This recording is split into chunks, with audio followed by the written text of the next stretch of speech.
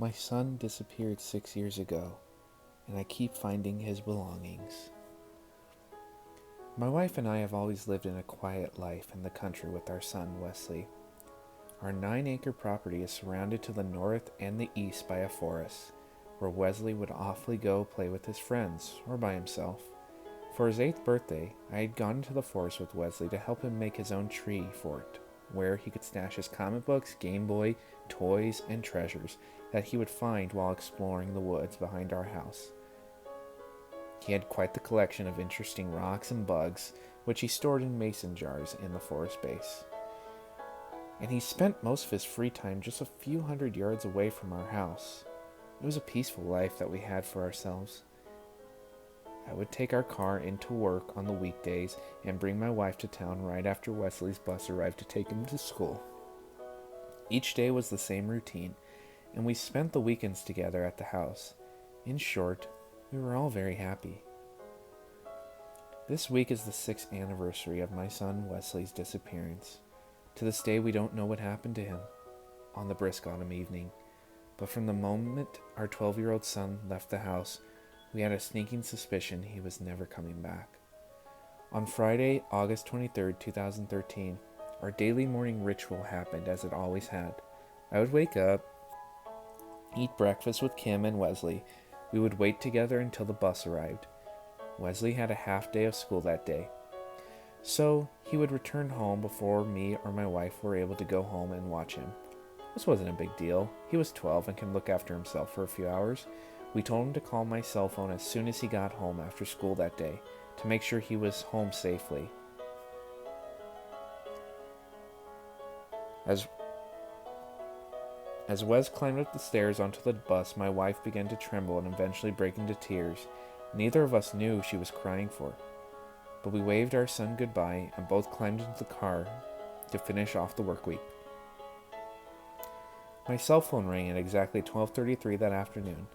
My iPhone played the default tone, and I saw that I was receiving a call from our home landline. It must have been Wesley, who had just gotten off the bus and ran into our home, obeying my instructions to call. When I slid my finger across the screen and answered the phone, the only thing I heard was the empty dial tone,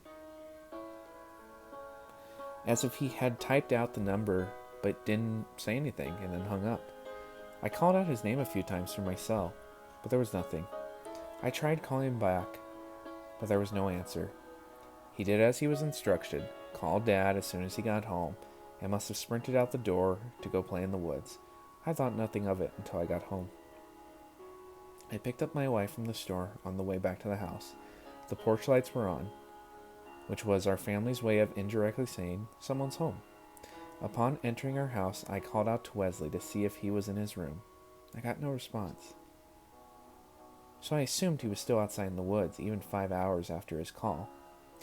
My kid always loved that fort that I built him. Kim began making dinner, and I changed my clothes and went to the spot in the woods where my son and I constructed his home away from home. It was starting to get dark, so it was a bit difficult to see through the woods.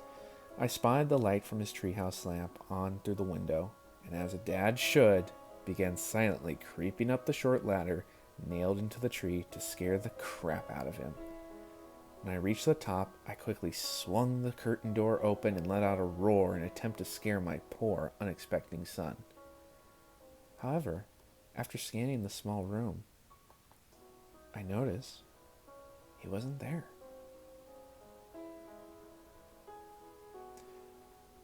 In fact, his beanbag chair and his entire collection of rocks, bugs, comics, and games were completely gone off the wooden shelves. The only thing in the room were the lit camping lamps that I had given to him when we built the treehouse, and a single Skechers sneaker lying in the middle of the room. The shoe was facing the doorway. I walked over to pick it up and examined it in the light of the treehouse lamp. Nothing was unusual about it, but it was Wesley's. I peeked out the window, wondering where my son could have run off to, with only one shoe. The darkness had started to creep over the entire forest, and it would become very dark in no time. I called out into the twilight several times with no response. He was probably waiting and hiding to scare me, and it was working. I was terrified already. I left the lamp on and descended the ladder of the treehouse, continuing to scan the dim area for my son. I called and searched for 30 minutes in the dark, getting no response. I was beginning to panic, sprinting back in the direction of our home. I noticed that the light in his room was on. A wave of calm and relaxation washed over me. He must have snuck home while I was out here searching for him, little booger.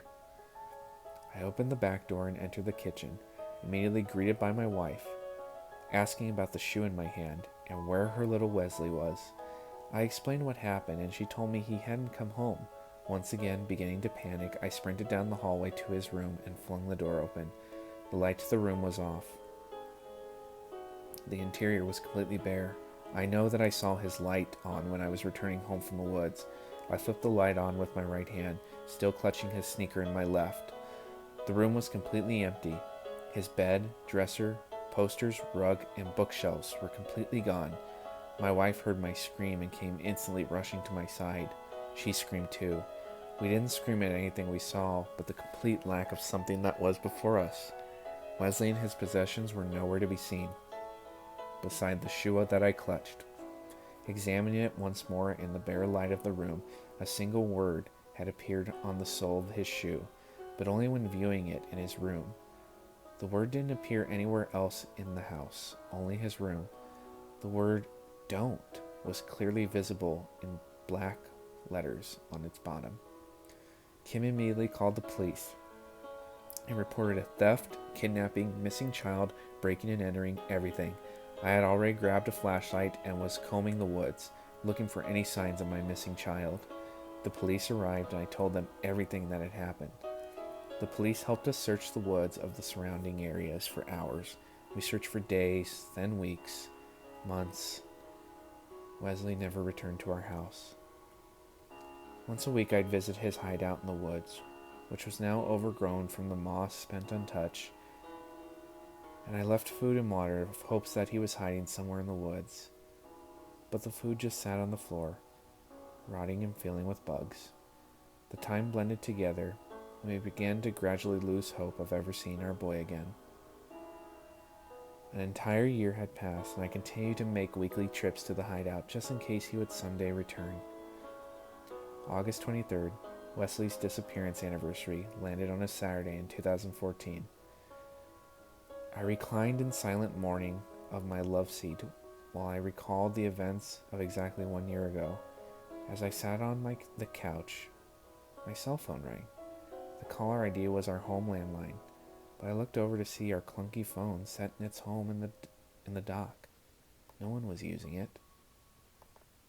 "That's strange," I said. The time on the clock, though, was 12:33. I frantically answered the phone, hoping to hear something, anything. Dial tone, just like the one a year ago. Today I had brought Wesley's favorite snack, Cheetos, and a sweet tea to bring to his hideout. But I forgot them on the counter as I sprinted out of the house. It didn't matter. I climbed the ladder of the fort and flung the curtain open. It had smelled bad because of the rotten bread that I had left last week, but I would take last week's meal back to the house whenever I left, half expecting to see the bare room as I had every single week following his disappearance. The long burnt-out lamp flared on my entrance, revealing the object sitting in front of me, Wesley's other shoe, once again facing the door. In stunned astonishment, I scooped up the shoe, examining it for another word.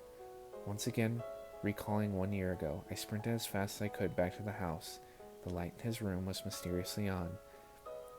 I blazed past Kim in the kitchen and straight to Wesley's room. I paused for a moment outside the door, noticing that no light was visible under it, same as a year ago. I opened the door as Kim ran down the hall and followed me. She realized what I had discovered, and together we shared the same mixture of anguish and hope as I flipped on the light switch. The empty sole of the shoe now displayed another single message: bother. We looked at each other in silence as the tears streamed down our faces. I placed the shoe next to its partner in the center of the room, reading the phrase, "Don't bother." Each year since my wife and I found another piece of Wesley's clothing in the treehouse. The clues only appeared on August 23rd after I received a phantom phone call from a home landline at exactly 12:33. When I received the call in 2015, I had requested the day off from work. I waited with phone in hand at the bottom of the ladder of the treehouse. As soon as my expected call rang, I answered and repeated with the dial tone. I flung myself up the ladder into the treehouse. Same scene as before, curtain open, light on, an object in the middle of the floor. This time, Wesley's pants lay on the floor, feet facing the door. Grabbing them and sprinting to his room felt all too familiar. I flipped the light on again, and the next word on them printed, this time on the butt of the jeans. This year the word was looking. August 23rd, 2016. It became a tradition for me these days to miss all other obligations. I wanted to figure out the mystery of my son. The time was 12:32, and I sat across the empty hideout, waiting as the seconds ticked by until the phone call. To my surprise, my phone clock ticked to 12:33, and no call arrived. I waited another minute, then 5, then 10 minutes. Giving up, I descended the ladder. Once my feet touched the ground, my phone instantly rang. Home landline. Repeat last year. The curtain, lamp, and object. This year was Wesley's shirt, the same striped long-sleeved t-shirt I had last seen him in his bedroom. I read the next word printed across the back. 4. I already dreaded what next year would bring. I knew the next word would be him. Some sadistic asshole kidnapped my son and stole all his possessions, and now they were toying with me, throwing it in my face that they had kidnapped my boy. Returning to his room, I had tears flowing down my face. The fact that I had completely failed as a father. August 23rd, 2017. I waited outside the hideout for a call once again. I stood on the tiny deck in front of the curtain until I received the call, but it never came. It seemed that nothing would happen until I was completely on the ground, away from the treehouse. I climbed down the ladder, received the call, and returned to the fort. Wesley's underwear. This was a bit messed up if you ask me. However, each article of clothing I had retrieved from the fort was completely clean, as if it was washed that day. The underwear was no exception. Returning to his room, my hunch upon the next word was completely proved wrong. Me. Placing the underwear next to the rest of the clothing, I read the words in order. Don't bother looking for me. Now it's 2018, and my son's disappearance anniversary, if you can call it that, was 3 days ago. Nothing showed up in the treehouse. No phone calls, no clothing. I checked. Nothing new was added to this puzzle of his disappearance. I checked his room last night to see the 5 pieces of clothing in the room, as I did quite often, but nothing was there. On the 6th anniversary of his disappearance, all the articles disappeared. No one could have taken them. I had boarded up the window to Wesley's room and locked the door 3 times over. These clothes were the last mementos that me and Kim had of our little boy, and now they were gone too.